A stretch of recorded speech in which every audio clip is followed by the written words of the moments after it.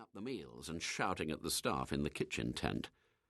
Now, it appeared, there may be no more plaudits, just blame. "Who have you spoken to?" I asked. "Julie, Richard, Ray, and Jean," he said. "They each called me to say that none of them are coming in today, and Jean said that Martin was so ill that they called an ambulance and he went to the hospital." I knew how he felt. "How about the guests?" I asked. Carl had spoken only to my staff.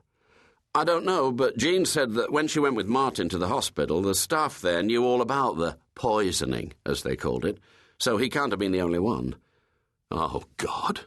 Poisoning 250 of the great and the good of the racing world the night before the 2,000 Guineas was unlikely to be beneficial to my business. Being a chef who poisons his clients was not a reputation to relish. The event at the racetrack was a special. My day job was my restaurant, the Haynet, situated on the outskirts of Newmarket in Ashley Road. 60 or so lunches a day from Sunday to Friday, and dinner for up to 100 every night. At least, that's what we'd served last week, pre-poisoning. "I wonder how many of the other staff are affected," said Carl, bringing me back to the present. My restaurant had been closed for the evening, and all 11 of my regular employees had been working the dinner at the racetrack, together with 20 or so part-timers who had assisted in the kitchen and with waiting on tables. All the staff had eaten the same food as served at the function, while the guests were listening to the speeches. "I've arranged 5 to do the job at the racetrack today," I said. The thought of having to prepare lunch for 40 of the sponsors' guests sent fresh waves of nausea through my stomach and caused the reappearance of sweat on my brow. I was due to provide a 3-course meal in 2 of the large glass-fronted private boxes in the grandstand. Delafield Industries, Inc., an American tractor manufacturing multinational from Wisconsin, was the new sponsor of the first classic race of the year, and they had offered me more money than I could refuse to provide their guests with fresh steamed English asparagus with melted butter, followed by traditional British steak and kidney pie with a summer pudding for dessert.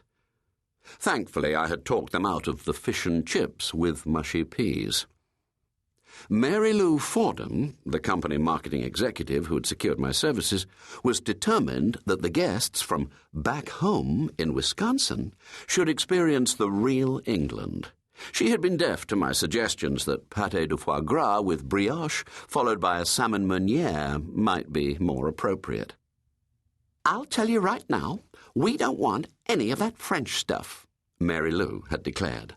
"We want English food only." I had sarcastically asked if she wanted me to serve warm beer rather than fine French wines, but she hadn't understood my little joke. In the end, we had agreed on an Australian white and a Californian red. The whole meal had boredom written all over it, but they were paying, and paying very well. Delafield tractors and combine harvesters, it seemed, were all the rage in the American Midwest, and they were now trying hard to grab a share of the English market. Someone had told them that Suffolk was the prairie country of the UK, so here they were. That the Delafield Harvester 2,000 Guineas didn't have quite the right ring to it didn't seem to worry them one bit. As things stood at the moment, they would be lucky to get anything to eat at all. "I'll call around and get back to you," said Carl. "Okay," I replied. He hung up. I knew I should get up and get going. 40 individual steak and kidney pies wouldn't make themselves. I was still lying on my bed dozing when the phone rang again. It was 10 to 8.